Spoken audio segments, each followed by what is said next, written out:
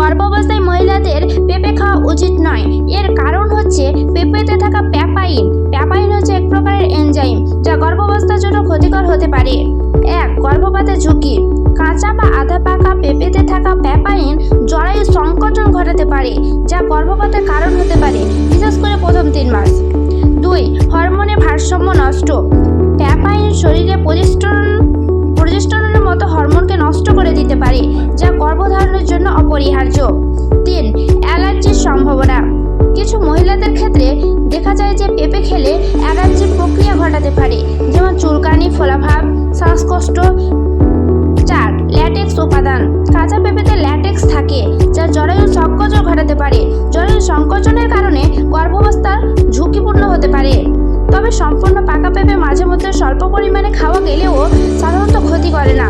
তবুও গর্ভাবস্থায় নতুন কিছু খাওয়ার আগে চিকিৎসকের পরামর্শ নেওয়াই ভালো। আপনি কি নিজে বা পরিচিত কেউ গর্ভবতী আছেন? যদি থেকে থাকে তাহলে কমেন্টে বলতে পারেন।